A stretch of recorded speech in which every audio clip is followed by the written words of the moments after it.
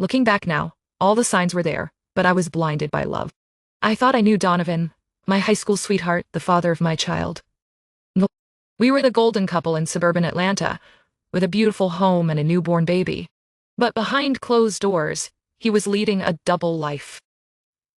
I remember the early days of our relationship, how he'd sweep me off my feet with romantic gestures and sweet words. I would never felt so loved and cherished. But over time, I started to notice little things that would make me feel uneasy. He'd get defensive whenever I asked about his day or his friends.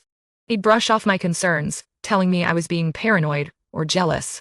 One time, I specifically asked him about his poker nights, and he just laughed it off, saying I was being silly for even thinking he was doing anything wrong.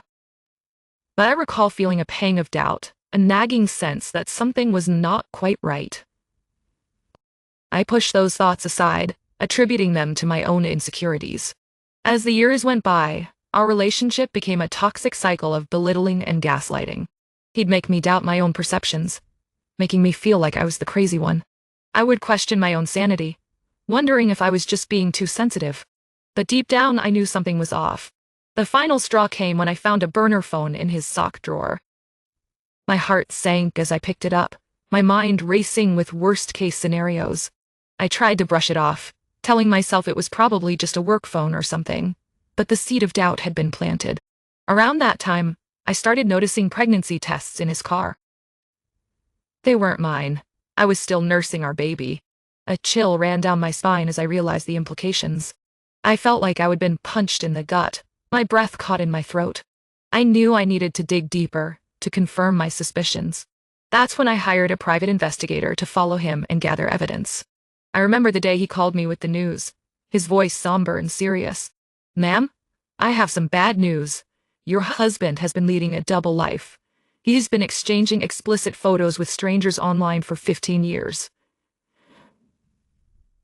15 years. The number echoed in my mind like a mantra, a constant reminder of the lies and deception. I felt like I had been living in a dream world, a world that had been shattered in an instant. I also found out that he was paying rent for one of these women while making me split bills with him. The audacity, the entitlement, it all made my blood boil.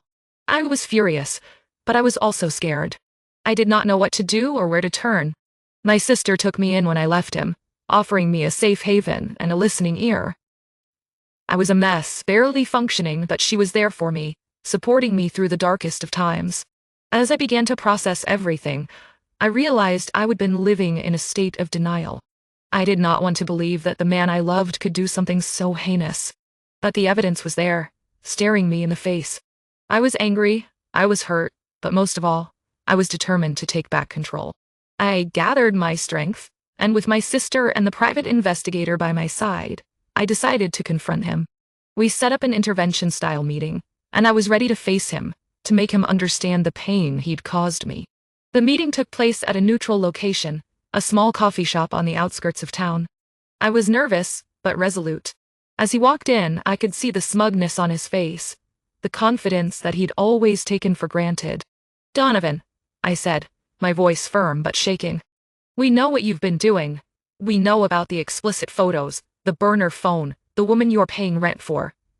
He looked taken aback, but he quickly regained his composure. "What are you talking about?" he asked, a hint of condescension in his voice. "Don't lie to me," I said, my anger boiling over. "We have proof. 15 years of lies and deception. How could you do this to me, to our child?"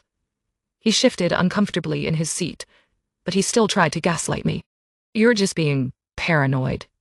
Jealous. You're overreacting." I took a deep breath, my heart pounding in my chest. "I am not paranoid, Donovan. I am not jealous. I am a woman who's been betrayed by the man she trusted. And I am done." The words felt liberating, like a weight had been lifted off my shoulders. I realized that I had been living in a toxic relationship for far too long, and it was time for me to take back my life. As I walked out of that coffee shop, I felt a sense of resolution, a sense of empowerment. I knew I still had a long way to go, but I was ready to face the challenges ahead. I was ready to reclaim my power, to rediscover myself. It's funny. Looking back now, all the signs were there, but I was blinded by love. Now I see him for who he truly is, a man who used and manipulated me for his own gratification. But I am not that woman anymore. I am stronger, I am wiser, and I am free.